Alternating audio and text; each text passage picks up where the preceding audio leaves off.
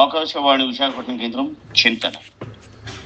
వ్యాఖ్యాత్రి doctor PK Jayalakshmi గారు. విజయోన్ముఖ వ్యక్తిత్వాన్ని సాధించడం ఎలా? ఇది ఒక ప్రశ్న. వ్యక్తిత్వంలోనే విజయం అనే విత్తనం నిగూఢంగా ఉంటుంది. వ్యక్తిత్వాన్ని సరిదిద్దుకుంటే విజయ బీజం సృష్టించబడుతుంది. మంచి వ్యక్తిత్వానికి వ్యక్తిగత లక్ష్యాలు ఉండాలి. పరిస్థితుల్ని అర్థం చేసుకోగలగాలి. సాధించడానికి, అర్థం చేసుకోవడానికి అవసరమైన ప్రవర్తన దృక్పథం ఉండాలి. విజయాన్ని సాధించే శక్తి ఉన్న వ్యక్తిత్వానికి 7 లక్షణాలు అవసరమని మ్యాక్స్వెల్ మాస్ చెప్పారు. మొట్టమొదటిది సెన్స్ ఆఫ్ డైరెక్షన్, అదే లక్ష్యం. సైకిల్ తొక్కేవాడు ముందున్న దారి వైపు చూస్తున్నంతసేపు ముందుకు వెళ్ళగలడు. అలా చూడకపోతే రింగులు తిరుగుతూ కిందకు పడిపోతాడు. లక్ష్యంతో పనిచేయడం వల్ల కలిగే ప్రయోజనం అదే. రెండవది అవగాహన, అండర్స్టాండింగ్.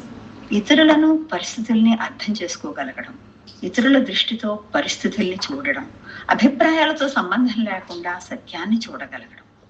మూడవది కరేజ్, ధైర్యం. ఎదురించి పోరాడేవాడే విజయుడు. ముళ్ళ కొమ్మను మెల్లగా తాకితే గుచ్చుకుంటుంది, గట్టిగా పట్టుకుంటే ముళ్ళు వంగిపోతాయి. బతకాలంటే ప్రతిరోజు ధైర్యం చూపాలి. అన్ని విషయాలు ఆలోచించండి, కానీ ధైర్యంగా పనిలోకి దూకండి. తప్పులు జరగచ్చు, తప్పులు జరుగుతాయని దూకడం మానద్దు. దూకితే మీకు అంతవరకు కనిపించని మార్గాలు కనిపిస్తాయి. మీలో నిగూఢంగా ఉన్న శక్తి కూడా మీరు దూకిన తర్వాతనే మీకు తెలుస్తుంది.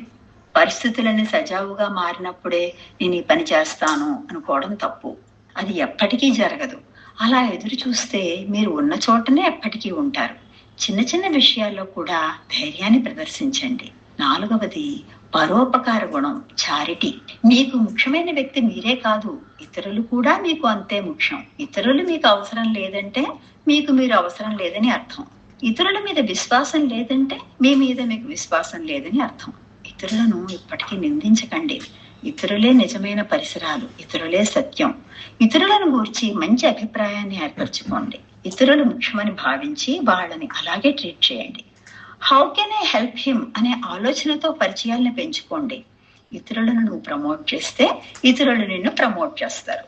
ఇంకా ముఖ్యమైనది ఆత్మగౌరవం, సెల్ఫ్ ఎస్టీమ్. నీ మీద నీకు మంచి అభిప్రాయం ఉండాలి. నువ్వు ఉపయోగించుకోలేని శక్తులు ఎన్నో నీలో ఉన్నాయి. నీకున్న డిఎన్ఏ ఇంకెవరికీ లేదు. నీ మీద నీకు అపనమ్మకం వద్దు. నేను పనికిరాను, ఐ కాంట్ డూ ఇట్ అనే మనోభావం మహాప్రమాదకారి. ఈ భావాన్ని తీసివేయడానికి అనేక మార్గాలు ఉన్నాయి. మంచి బట్టలు వేసుకోండి, మంచి ఆభరణాలు ధరించండి. ఏదైనా చేసి మీ మీద మీకు గౌరవాన్ని పెంచుకోండి. పనికి మాలిన వ్యక్తులనే భావాన్ని మీలో నుంచి పూర్తిగా పారద్రోలండి. మీరు తక్కువ వాడిదేం కాదు. నువ్వు ఇతరులను మెచ్చుకుంటే నీ మీద నీకు గౌరవం పెరుగుతుంది. ఇన్ఫీరియారిటీ కాంప్లెక్స్ ఉన్న వారికి చెప్పే పరిష్కార మార్గం ఏంటంటే అందరినీ పలకరించుకుంటూ పోండి, అందరికీ షేక్ హ్యాండ్స్ ఇచ్చుకుంటూ పోండి.